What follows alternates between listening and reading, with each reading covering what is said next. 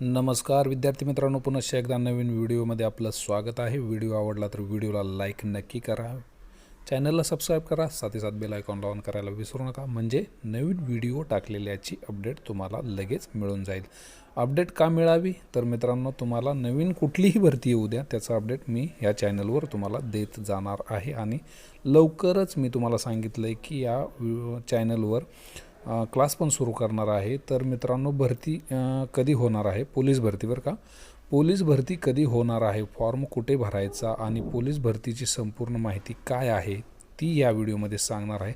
सगळ्यांना माहिती असेल, पोलीस भरती करणाऱ्या विद्यार्थ्यांना आता अपडेट चालू झालेले आहेत पोलीस भरतीच्या। तर मित्रांनो, पोलीस भरती आता अंतिम टप्प्यात, म्हणजे ह्या एक महिन्यात मार्चच्या अगोदर आणि फेब्रुवारीच्या शेवट आठवड्यापर्यंत भरती येऊन जाण्याची शक्यता आहे। आणि जे मुलं 2023ला भरती झालेत त्यांचं पण जॉईनिंग होण्याची शक्यता आहे, कारण त्यांची जॉईनिंग झाल्यानंतरच नवीन भरती यांना काढावी लागणार आहे। तर नायगावचे म्हणजे मुंबईचे मुलं आणखी काही राहिलेले आहेत जॉईन न झालेले।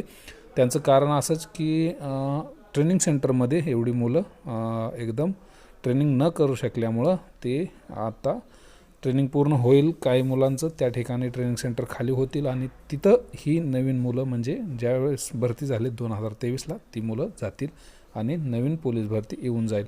तर भरती 17,441 पदाची होणार आहे असं अपडेट आलेलं आहे मित्रांनो।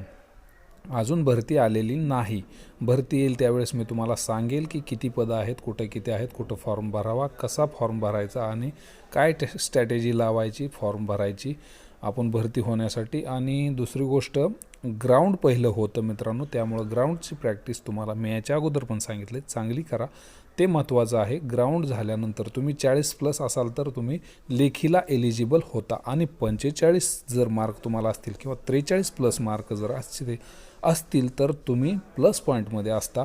जरी तुम्ही 80 किंवा 82 मार्क जरी लेखीला घेतले तर तुम्ही आरामशीर भरती होऊन जाता, कोणत्याही कास्टमध्ये असू द्या, ओपनमध्ये तुम्ही होऊन जाता एवढं मला वाटतं। जर तुम्ही 82 आणि इकडं 45 किंवा 43 मार्क ग्राउंडला घेतली तर त्याच्यासाठी शॉर्टपुट, म्हणजे शॉर्टपुट कसं आहे, गोळाफेक 100 मीटर आणि 1600 हे 3च इव्हेंट आहेत, याच्यावर जोर द्यायचा आहे भरपूर।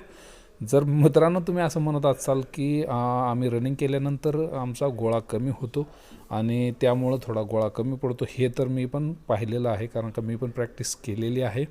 आणि ते जाऊ द्या, पण आता तुम्हाला एक गुड न्यूज येणार आहे, लवकरच भरती होणार आहे। आणि 23ला झाल्यामुळे मेरिट थोडं कमी जास्त होण्याची शक्यता आहे। 23ला भरती मोठी झालेली आहे आणि आणखी एक मोठी भरती येणार आहे, त्यामुळं मेरिट थोडंसं कमी जादा होऊ शकतं, कारण आता फाईटमधील विद्यार्थी निघून गेलेले आहेत, तरी पण एवढं निघत नाहीत मित्रांनो।